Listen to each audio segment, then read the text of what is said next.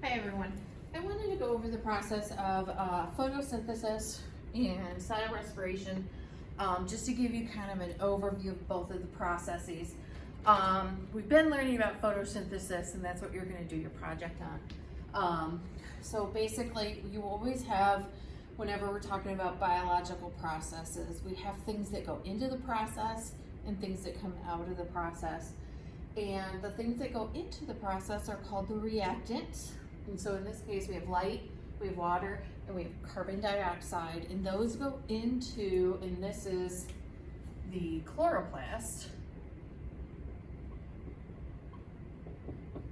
Okay, the chloroplasts are found in autotrophs, in plants, and things that do photosynthesis.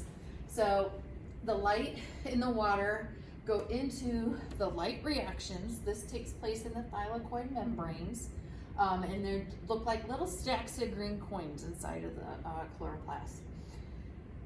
The light reactions then produce oxygen as a waste product. Basically, we call that a waste product because the plant doesn't care about the oxygen. It's not going to use the oxygen in the amount that it makes it. It makes it way in excess. And so a lot of it escapes, and it's lucky for us because we breathe it in. But the reason the light reactions happen is so that the cell can make this little bit of these sort of energy molecules, ADP and NADPH. These are sort of like little batteries. Once they leave the Calvin cycle, they're uncharged. Once the light reactions happen, they get charged up again. And so these fuel the Calvin cycle. And then the purpose of the Calvin cycle is to take CO2 and that energy that gets made to make glucose. This is the whole reason that the plant does photosynthesis, is to make that glucose, okay? You take in energy, you're gonna get oxygen, carbon dioxide, it's gonna make glucose and oxygen, okay? Now, the process of cellular respiration, we also talk about that together with photosynthesis because they kind of go hand in hand. The glucose that gets made during photosynthesis goes into the process of cellular respiration. Now, this molecule down here is the mitochondria. The mitochondria is responsible for taking that glucose. It goes through first a process called glycolysis, then it starts breaking down the glucose, and those products get put into the Krebs cycle. It gets broken down some more, makes a little bit of ATP and makes some CO2, and then it goes into the process called the electron transport chain, and this process makes water, and it makes the bulk of the ATP. Now, ATP is very, very important. ATP is what the cell uses to do all of the chemical reactions, right? We know that a cell needs enzymes, right? We talked about how all of that activation energy is too much for most of the chemical processes that happen.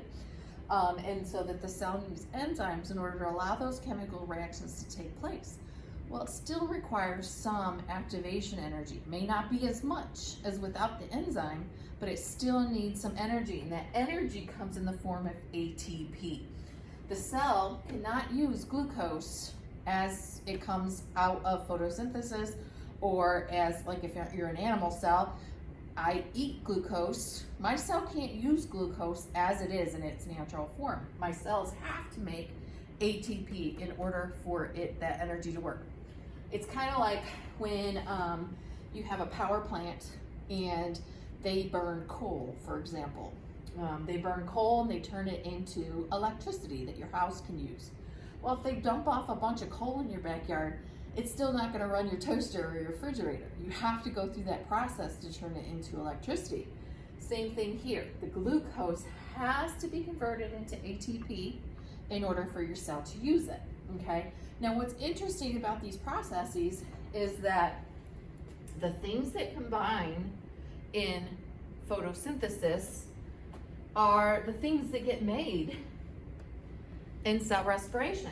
The things that get made in photosynthesis are the things that combine in cell respiration, okay? Sometimes they're called opposite processes. So we get a form of energy, which is light in this case, combining with water and CO2 to make glucose and oxygen.